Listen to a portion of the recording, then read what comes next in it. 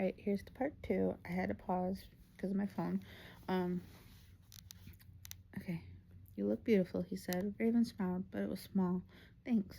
They ordered food, pasta for her, steak for him, and talked about light things at first. Excuse me. Movies, work, the weirdness of growing up in small towns. But Raven's mind kept drifting to Ashley, to the fight, to the silence that followed. Adam noticed. You're quiet tonight, he said gently. Raven shrugged. Just a lot on my mind. Want to talk about it? She hesitated. I hurt someone I care about, and I don't know how to fix it. Adam reached across the table, took her hand. You're allowed to make mistakes. You're human.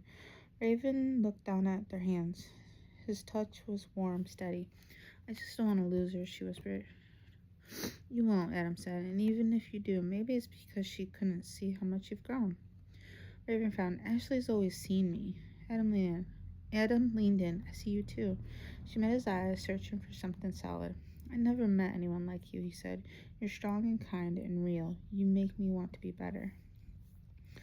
Raven's breath caught. I know it's fast, Adam continued, but I don't care. I love you, Raven. The words hung in the air, heavy and electric. Raven blinked. You love me? Adam nodded, eyes steady. I do. I've never felt this way before. She didn't know what to say. Her heart was still tangled in guilt and confusion and the ache of everything unresolved. But Adam was looking at her like she was the answer to something. I don't know what to say, she whispered. You don't have to say anything, he said. Just let me love you. Raven nodded slowly, unsure but wanting to believe. They finished dinner in quiet conversation, Adam's hand never leaving hers. When they stepped outside, the night was cool and clear. Adam walked her to her car, kissed her cheek gently. Text me when you get home, he said. I will. As she drove away, her heart felt full, but not entirely. It was late when Raven heard the knock at her door. She hesitated, heart fluttering, then peeked through the window. Adam stood on the porch, hands in his pockets, eyes lifted toward the sky like he was trying to calm something inside himself. She opened the door slowly. Hey, she said. Adam looked at her, and the quiet between them felt charged. I couldn't stop thinking about you. Raven stepped aside, letting him in. The house was dimly lit, the soft hum of the fridge the only sound. She wore an oversized sweater and leggings, her hair loose around her shoulders. I didn't expect you, she said. I know, he replied, but I needed to see you. After tonight, after everything I said. Raven nodded, unsure of what she was feeling. Hope, fear, longing. It all swirled together. They sat on the couch, close but not touching. Adam reached out, brushing a strand of hair from her face. I meant it, he said. I love you. Raven's breath caught. She looked into his eyes, searching for the truth behind the words. I'm scared, she whispered. I know, he said, but I'm here. I'm not going anywhere. She leaned into him, slowly, cautious. Their lips met, soft, tentative, then deeper. His hands were gentle, his touch riveted, like he understood the weight of what she was giving him. Adam leaned closer into Raven, kissing with so much passion that Raven was getting dizzy, but loving every minute of it. Adam pulled off Raven's shirt and unhooked her bra. And I will give you a warning, there is like a kind of nude. There's like a nudity. Raven shirt and unhooked her bra. Raven slid her hand down to where Adam's cock was, and he let out a groan. This made Raven hot down to her vagina. Adam kissed her breast with force and plays with her nipple with his tongue. Adam moves Raven to the bed, and she kisses him. Raven pulls down her pants, and Adam rubs his fingers in and out of her vagina. Do you want me inside of you? Adam asks. Raven nods. Adam pulls his pants down and shows hard dick. Raven lays down while Adam climbs on top of her. He teases at first with his dick, then pushes into her vagina. Raven lets out a moan as Adam pushes his dick inside, slow at first, then he starts going harder. Raven screams with joy as Adam keeps going. Adam kisses her lips as he continues to push his dick in and out. I want you to have my baby, whispers Adam as he keeps going. Raven looks up at him in between an uneven breaths. Okay, whispers Raven, and she kisses him again as they fall into rhythm. And end of sex scene. The morning light crept in slowly, casting soft gold across the bedroom walls. Raven stirred beneath the covers, her body warm, her thoughts quiet. Adam lay beside her, one arm draped around her waist, his breast steady against her shoulder. She didn't move at first, just listened to the hush of the house, the rhythm of his breathing, the way her heart felt both full and uncertain. His fingers traced lazy circles on her skin, and she felt the weight of the night settle in. It hadn't just been physical, it had been something deeper, a choice, a surrender, a moment she couldn't take back. Morning, Adam murmured, voice rough with sleep. Raven turned slightly, meeting his eyes. Hi. He smiled, brushing a strand of hair from her face. You're beautiful. She gave a soft laugh, but it didn't quite reach her eyes. You're just saying that because I let you stay. No, he said, I'm saying it because it's true. They lay there for a while, wrapped in quiet. Adam pulled her closer, and Raven let herself rest against him, her head tucked beneath his chin. But her mind wasn't still. She thought of Ashley, of the silence between them, of the way her heart had leaped when Adam said he loved her, and the way it had hesitated to. I'm glad I came over, Adam said. Raven nodded. Me too. But even as she said it, a flicker of doubt stirred inside her. Not regret, not yet, just the awareness that something had shifted, and she wasn't sure where it would lead. Outside, the world was waking up, but inside, Raven stayed still, caught between the comfort of his arms and the quiet voice inside, asking her, what happens next? Chapter 4. Adam sat at the edge of the bed, pulling on his jeans, the morning light catching the curve of his back. Raven watched him beneath the covers, her arms wrapped around her knees, the sheets tangling around her. He tuned to her, eyes soft. I don't want this to be just a night. Raven blinked. What do you mean? Adam reached for his hand, threading his fingers through hers. I mean, I want you to be mine. Officially, I want to call you my girlfriend. The word hung in the air like a promise or a question. Raven's heart thudded. She hadn't expected this, not so soon, not like this. But the way he looked at her like she was the only thing that made sense in the world made it hard to breathe. She started, but the words tingled. Adam leaned in and kissed her, slow, deliberate, like he was sealing something between them. Then he pulled back, brushing his thumb against her cheek. Think about it, he said. I'll see you tomorrow. And just like that, he was gone. Raven sat in the quiet, the echo of his kiss still warm on her lips. Her phone buzzed on the nightstand. Ashley, can we talk? I miss you. Raven stared at the screen, her breath catching. The past wasn't done with her, and the future had just knocked on the door. She didn't move, didn't reply, just sat there, caught between two truths, one that just walked out the door and one that never really left. Her fingers hovered over the screen. She typed, erased, typed again, then finally, Raven, yeah, I need to tell you something. The reply came fast. Ashley, okay, I'm listening. Raven's heart pounded. She curled up tighter in the sheets. The scent of Adam still lingered on her skin. She typed slowly. Each word felt heavier than the last. Raven, Adam came over last night. We talked. We slept together. There was a pause, a long one. Then, Ashley, wow, another pause. Ashley, are you okay? Raven swallowed hard. Raven, I think so. He asked me to be his girlfriend this morning. This time the silence felt louder. Ashley, Ray, I'm not gonna lie, I don't like it. Ashley, you know how I feel about him. You know what he's capable of, but it's your choice. Ashley, I'm here for you, even if I don't agree. Raven blinked back sudden tears. That was Ashley, blunt, loyal, protective to a fault. She didn't sugarcoat, but she didn't walk away either. Raven, thank you. I needed to hear that. Ashley, just promise me you'll be careful with all your heart. Raven stared at the screen, her chest tight. Raven, I promise. I will, I promise. But even as she sent, she wasn't sure if she could keep it. The apartment was silent again, just the hum of the fridge and the distant sound of traffic outside. Raven sat on the edge of the bed, her phone face down beside her, the sheets still warm from where Adam had been. Ashley's words echoed in her chest. Just promise me you'll be careful with your heart. But how could she be? She wrapped her arms around herself, staring at the floor.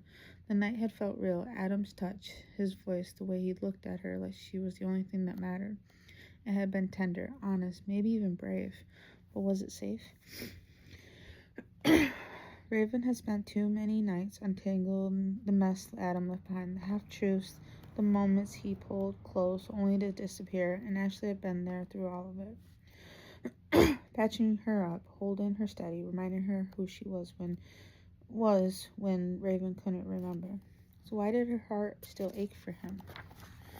She Thought about the way he kissed her that morning, the way he'd asked her to be his girlfriend like it was the most natural thing in the world, like he'd already decided she was his. And part of her wanted to say yes, to believe that maybe this time was different, that maybe people could change. But another part, the quieter, sharper part, whispered, "Don't forget what it cost you last time." Raven closed her eyes. She didn't know what she wanted, not yet, but she did know this. Whatever choice she made, had to be hers, not Adam's, not Ashley, hers. And that scared her more than anything. Raven needed to clear her head. She slipped out of the apartment, hoodie zipped tight, earbuds tucked in, but silent. The morning air was cool, the sky pale and cloudless. She walked aimlessly, letting the rhythm of her steps drown out the noise in her chest. She was halfway down Maple Street when she saw him. Adam. He was standing near the bus stop, arms crossed, shoulders tense across from him. A woman was gesturing wildly, her voice sharp and rising. "You didn't come home again," the woman snapped. "You think I don't notice when you disappear?" Adam groaned, rubbing his face. "I needed space, Ma." "Ma?" Raven blinked, slow in her step. The woman, Sandra, stepped closer, her face flushed with frustration. "Always need space. You're never around when I need help. You think I like calling you 3 times just to hear you say you're busy?" Adam's voice dropped, tight and defensive. "I'm not a kid anymore. I'm trying to live my life." Sandra scoffed. "Live your life? With who? That girl you won't even bring around?" Raven ducked behind the parked car, heart thudding. Was she talking about me? Adam shook his head. "You don't get to guilt me every time I don't come running." "I'm your mother," Sandra snapped, "and you're still my son whether you like it or not." Raven watched as Adam turned away, jaw clenched, fist in his pockets. He didn't yell back, he didn't storm off, he just stood there, like he heard it all before. Sandra finally huffed and walked off, muttering under her breath. Raven stayed hidden, unsure what she'd just witnessed. She didn't know who the woman was, didn't know what it meant, but something about the way Adam stood there, tired, quiet, worn out, down, made her stomach twist. He hadn't told her about this, about her. And suddenly Raven wasn't sure she knew him at all. Later that afternoon, Adam showed up at Raven's door. He looked tired, not physically, but in that way people do when they've been carrying something heavy for too long. Raven let him in without a word. He sat on the edge of the couch, elbows on his knees, eyes scanning the floor like it held answers. "I saw you this morning," she said quietly. Adam looked up, startled. "You did?" Raven nodded. "You were arguing with someone, a woman?" Adam sighed, leaning back. "Sandra, my mom." Raven blinked. "That was your mom?" He nodded, rubbing the back of his neck. "Yeah, she's intense, always has been. She means well, but she doesn't know how to let go." Adam sat beside him, watching his face. "She seemed upset." "She was," Adam said. "I haven't been home in a few days. She gets anxious when I pull away, thinks I'm abandoning her." Raven hesitated. "Are you?" Adam shook his head. "No, I need a space sometimes. She's always been kind of controlling. I love her, but it's complicated." He looked at Raven, then eyes soft. "I want you to meet her." Raven's breath caught. "Really?" "Yeah," he said. "I know it's a lot, but if we're gonna do this, really do this, I want you to know her. I want you to know where I come from." Raven didn't answer right away. Her mind flashed back to the argument, to Sandra's voice, to the way Adam had stood there like a boy caught between guilt and defiance. "I don't know," she said slowly. "She didn't seem like she liked me." Adam smiled faintly. "She doesn't like anyone at first, but she'll come around, especially if she sees how much you mean to me." Raven looked at him, heart thudding. This wasn't just about meeting his mom, it was about stepping deeper into his world. Messy, raw, and real, and she wasn't sure if she was ready. Raven stood in front of her closet, staring at the hangers like they held answers. "What do you wear to meet the mother of the guy you just slept with, the guy who asked you to be his girlfriend, the guy whose mother yelled at him in public and didn't know you existed?" She pulled out a soft sweater, neutral safe, and held it against her, then tossed it onto the bed. Nothing felt right. She sat down, phone in hand, thumb hovering over Ashley's name. After a moment, she tapped it. "Raven, he wants me to meet his mom." Ashley replied almost instantly. "Ashley, Sandra?" Raven blinked, already knew her name. Raven, "Yeah, you know her." Yeah, you know her?" "Ashley, everyone knows Sandra. She's..." a lot. Protective, controlling, kind of legendary in the worst way. Raven, great. Ashley, you sure you want to do this? Raven stared at the screen. Was she? Raven, I don't know, but he asked, and it felt important. Ashley paused before replying. Ashley, then go. Don't let her shake you. Be yourself. You're stronger than she is. Raven smiled faintly. That was Ashley, always cutting through the noise. She got dressed slowly, choosing jeans and a soft green top that made her feel like herself. Not perfect, not polished, just real. When Adam arrived to pick her up, he looked nervous too. You ready? He asked. Raven nodded, even though her stomach was a knot. Don't worry, he said, taking her hand. She'll love you. Raven didn't believe that, not yet, but she believed in herself, and that was enough for now. Adam's childhood home was modest, neat, but lived in, the kind of place where the furniture had stories and the walls held memories, some louder than others. Raven stepped on the porch, her heart thudding. Adam squeezed her hand once before knocking. The door opened almost immediately. Sandra stood there, tall and composed, her eyes sharp and assessing. Her smile was instant, but it didn't reach her eyes. Well, she said, voice smooth, you must be Raven. Raven nodded. Hi, it's nice to meet you. Sandra's smile widened just a touch. Come in, sweetheart. She stepped aside, letting them pass. The living room smelled faintly of lemon polish and something baking.